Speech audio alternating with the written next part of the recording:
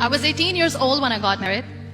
I belonged to a very conservative family, a Baloch family, where good daughters never say no to their parents. My father wanted me to get married, and all I said was, if that makes you happy, I'll say yes. And of course, it was never a happy marriage.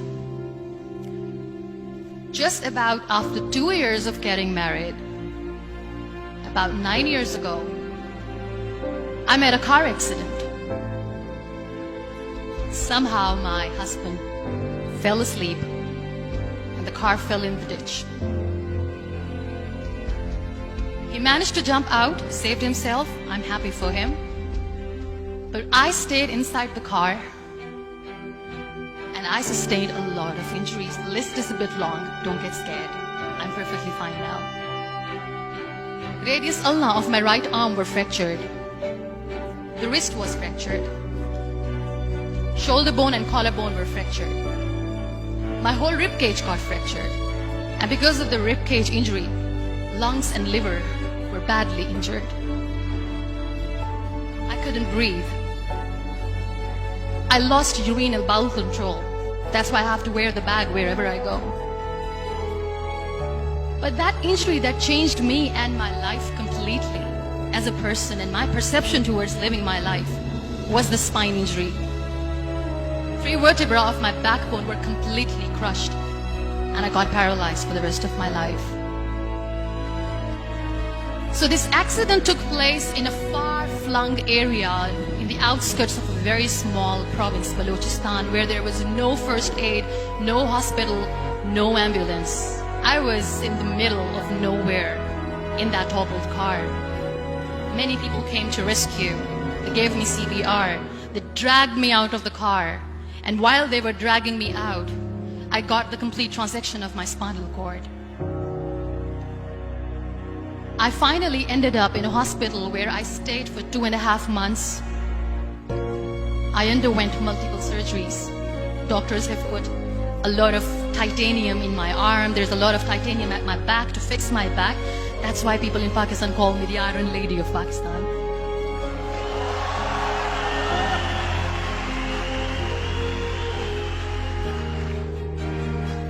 Those 2.5 months in the hospital were dreadful. I will not make up stories just to inspire you. I was at the verge of despair. One day, doctor came to me and he said, well, I heard that you wanted to be an artist, but you ended up being a housewife. I have a bad news for you. You won't be able to paint again because your wrist and your arm are so deformed, you won't be able to hold a pen again. And I stayed quiet. Next day, doctor came to me and said, your spine injury is so bad, you won't be able to walk again.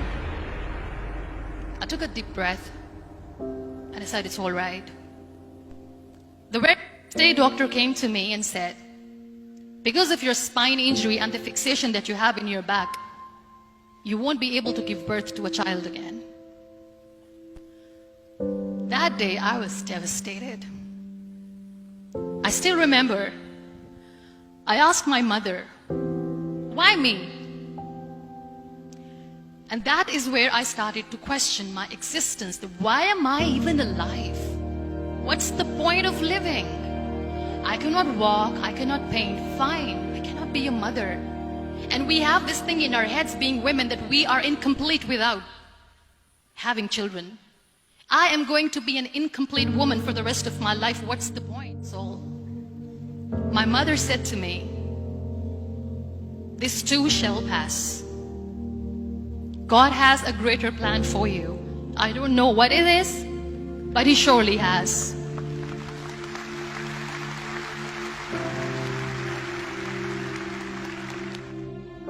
So what kept me going was, one day I asked my brothers, I know I have a deformed hand, but I'm tired of looking at these white walls in the hospital and wearing these white scrubs. I'm getting tired of this. I want to add more colors to my life. I want to do something. Bring me some colors, bring me some small canvas. I want to paint. So the very first painting I made was on my deathbed, where I painted for the very first time. There were a lot of infections in my body, a lot of allergies. So doctors wanted me to lie down on the bed straight for not 6 months, for not 1 year, for 2 years. I was bedridden, confined in that one room, looking outside the window, listening to the birds chirping, and thinking maybe there will be a time when we'll be going out with the family and enjoying the nature. That was the time where I realized how lucky people are, but they don't realize. And you know how it all began? That day I decided that I'm going to fight my fears. We all have fears. Fear of unknown, fear of known, fear of losing people, fear of losing health, money. We want to excel in career, we want to become famous, we want to get money. We are scared all the time. So I wrote down one by one all those fears. And I decided that I'm going to overcome these fears one at a time. Do you know what was my biggest fear? Divorce. Didn't work. But the day I decided that this is nothing but my fear, I liberated myself by setting him free. And I made myself emotionally so strong that the day I got the news that he's getting married, I sent him a text that I'm so happy for you and I wish you all the best. And he knows that I pray for him today.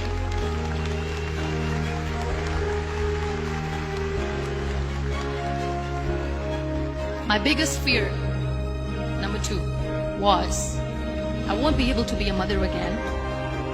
And that was quite devastating for me. But then I realized there are so many children in the world, all they want is acceptance. So there is no point of crying, just go and adopt one. And that's what I did.